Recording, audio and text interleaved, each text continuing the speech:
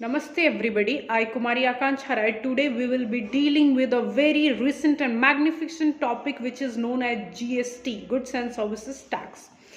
Today I am going to use both Hindi and English language for the comfortability of the public to or the audience to understand betterly. So GST को हम goods and services tax के नाम से भी जानते हैं। ये भारत के संविधान में आर्टिकल 246A में 101 अमेंडमेंट से ऐड ऑन किया गया 2016 में। जीएसटी एक्ट जो पास हुआ पार्लियामेंट से 29 मार्च 2017 में और इट केम इनटू एग्जिस्टेंस और इन फोर्स ऑन 1 जुलाई 2017 से। जीएसटी लीव करी जाती है एज एन इनडायरेक्ट टैक्स। जैसे हमारे पास अदर टैक्स थे पहले, जैसे वैट था, सर्विस टैक्स, एक्साइज ड्यूटी वगैरह। जीएसटी जो है दिस इज इंडिया के comprehensive tax system, multi stages tax system, distinction based tax system जो एवरी वैल्यू एडिशन ऑब्जेक्ट्स पे लगाए जाते थे उनका एक रेमेडी बन के आया। इट वाज अ उपाय। GST is single domestic indirect tax law for the entire country. So this line is talking about the motto कि एक देश एक टैक्स, ये चीज अडॉप्ट की गई। जीएसटी काउंसिल आने से पहले हमारे पास जीएसटी का आना ये एक बहुत बड़ा रिफॉर्मेटिव, फाइनेंशियल रिफॉर्मेटिव मेजर था जो सरकार ने लिए। और जीएसटी काउंसिल का गठन होता है जिसका जिक्र भारतीय संविधान का आर्टिकल 279A में किया गया है। For kind information of yours, I would like to go through the passage which is given under article and which is very important अगर आप इसे समझना चाहे तो। इसमें काउंसिल में कौन कौन होगा वेरी क्लियरली इसके क्लॉज 2 में मेंशन है।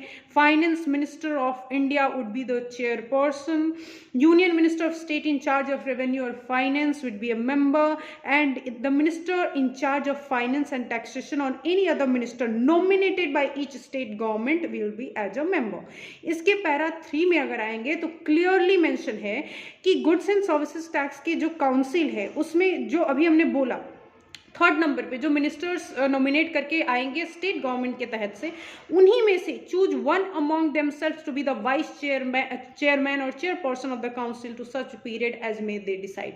सो आपकी अगर इस पे कोई डाउट है तो you can comment regarding the constitution of council. Might be possible there could be an amendment, so it would be a better updated version of this.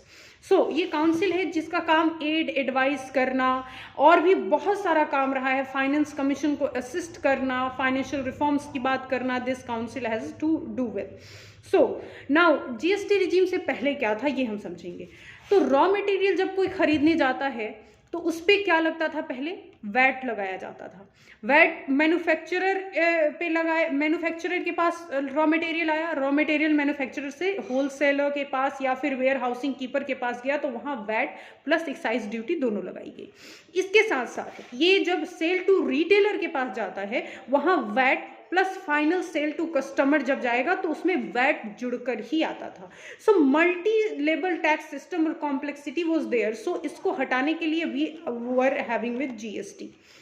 GST की कैरेक्टरिस्टिक क्या होती है इसके बारे में जाने तो मैंने कहा ये single tax to the entire nation के लिए आया। इसके अलावा ये कॉम्प्लेक्स चैन को खत्म करता है। लिटिगेशन प्रोसेस जो कॉम्प्लेक्सिटी की वजह से थे वो भी कम करने की कोशिश करता है। ऑफिस टू ऑफिस भटकने में जो परेशानी लोगों को होती थी वो कम करता है क्योंकि there is a clear cut online portal to file their GST return, to have GST number, they can do so. इस वजह से हमने सुना होगा कि चार्टर अकाउंटेंट का काम जो है जीएसटी के आने के बाद बहुत ज़्यादा बढ़ गया है। So this are the benefits of GST.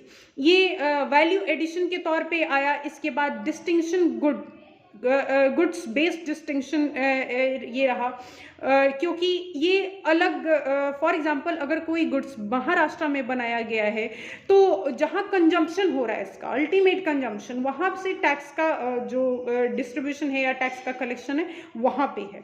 GST का ऑब्जेक्ट क्या था, आइडियोलॉजी अचीव करना, वन नेशन वन टैक्स का।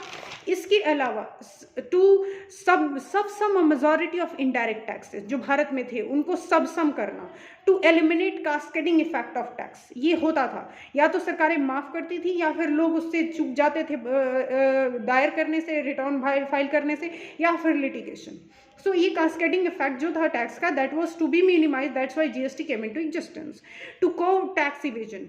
वी हैव विटनेस्ड कि जब से जीएसटी आया है तब से 3 गुना टैक्स इवेजन करने में कमी आई है और लोगों ने जीएसटी रिटर्न भरा है, तो it's a benefit for the GST. ये टैक्स पेयर्स के नंबर इंक्रीज किए इन्होंने। इसके अलावा ऑनलाइन प्रोसीजर है, जैसे मैंने पहले ही कहा, और इस तरीके से इन्होंने लॉजिस्टिक और डिस्ट्रीब्यूशन सिस्टम को इम्प्रूव करने में काम किया है। और इसके अलावा रेवेन्यू कलेक्शन, मोर रेवेन्यू, क्योंकि टैक्स पेयर का नंबर बढ़ेगा, टैक्स ज़्यादा आएंगे, तो फिर रेवेन्यू कलेक्शन गवर्नमेंट के लिए बहुत ही बेहतर हो जाएगा। जीएसटी के कंपोनेंट्स कितने होते हैं? जीएसटी के 3 component mainly, CGST, SGST, IGST. CGST वो जीएसटी, ये tax collected by the central government on intra state sale पे, यानी कि इंट्रा स्टेट सेल पे सीजीएसटी भी लगता है, एसजीएसटी भी लगता है। अगर कोई सामान महाराष्ट्र में ही बेचा गया, उसकी ट्रांजैक्शन महाराष्ट्र में हो रही है फॉर एग्जांपल, तो उस पर सीजीएसटी भी आपको देना है, एसजीएसटी भी देना है। आईजीएसटी क्या होती है? आईजीएसटी जो इंटर स्टेट सेल होता है, फॉर एग्जांपल महाराष्ट्र से तमिलनाडु में सामान बिकने गया, उस वक्त आपको इंट्रा जीएसटी पे करना होगा, आईजीएसटी जिसे कहते हैं। तो वहाँ पे आपको that was different concept. So GST regime में पहले क्या था और अब क्या है? तो sale within the state, अगर सेल आप एक स्टेट के अंदर करते हैं तो न्यू प्रोसेस क्या है? सीजीएसटी, स्टेट एसजीएसटी दोनों लगेगा। और ये किस किस चीज को हटा दिया है? तो it has eliminated VAT, central excise, service tax वगैरह को एलिमिनेट कर दिया है। और रेवेन्यू डिस्ट्रीब्यूशन अब कैसे होगा? तो इक्वली डिस्ट्रीब्यूशन, यानी अगर सीजीएसटी, एसजीएसटी 18% का है तो 9% का, 12% का लगा तो 6% दोनों सेंटर और स्टेट ले जाएंगे, तो इक्वल डिस्ट्रीब्यूशन यहाँ पे देखा जाता है। इसके अलावा अगर चले तो आईजीएसटी का सेल कैसे होता है? तो सेल टू अनदर स्टेट अगर आप देते हैं तो उस पर क्या लगता है? आईजीएसटी लगेगी। और सेंट्रल सेल टैक्स जो था, एक्साइज, सर्विस टैक्स, इसे भी एलिमिनेट कर दिया गया। डिस्ट्रीब्यूशन कैसे होगा? There only be one type of tax central in case of intra state sales, inter state sale, pardon me. The center will then share the IGST revenue based on the distinction of goods. Center share करेगी states को। इससे customer को लेना देना कुछ भी नहीं है, हमें बस एक टैक्स पे करना है, दैट्स इट। इसके अलावा और भी चीज़ें हैं जो कि टैक्स में क्या क्या इंक्लूड, जीएसटी में क्या क्या इंक्लूडेड हैं और जीएसटी में क्या क्या चीज़ें इंक्लूडेड नहीं है, इसके बारे में बात करेंगे। और इससे पहले मैं एक छोटी सी बात इन्फॉर्मेशन के तौर पे देना चाहती हूँ कि जीएसटी ने कैसी कैसी चीज़ों को एलिमिनेट किया, कैसे कैसे टैक्स को, जैसे सेंट्रल एक्साइज ड्यूटी को, duty of excise, additional duties of excise, additional duties of custom, special additional duty of custom, cess, state VAT, central sale tax, purchase tax, luxury tax, entertainment tax, entry tax, tax on advertisement, tax on lotteries, betting, gambling, इन सबको हटाकर हमारे पास CGST, SGST, IGST बस। क्या इसमें नहीं आता?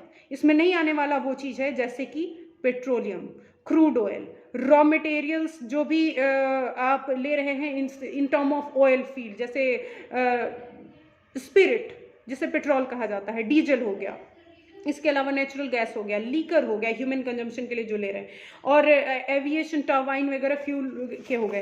अब इसमें ये क्यों नहीं है? तो क्योंकि इसे जीएसटी के परव्यू से बाहर रखा गया, इस वजह से हम कॉम्प्लेक्सिटी भी देखते हैं कि स्टेट के एक स्टेट में पेट्रोलियम का दाम ज़्यादा है, दूसरे में कम है, सेंटर कुछ और लगा रही है, स्टेट कुछ और लगा रही है, तो ये जीएसटी रिजीम से बाहर है इस वजह से। और इसमें एक चीज़ बहुत क्लियरली आर्टिकल 279A में गिवन है कि जीएसटी काउंसिल जब चाहे रिकमेंडेशन करके ये जो चीज़ एग्जेम्प्टेड है उनको जीएसटी के दायरे में ला सकती है, मगर सरकार अभी तक इसके बारे में जिक्र करने से बच रही है और अब तक नहीं किया है। Might be possible future perspective में ये जीएसटी के दायरे में लाए भी जा सकते हैं।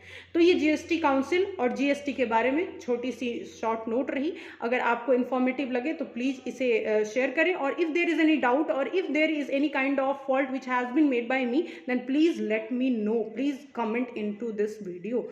Thank you very much.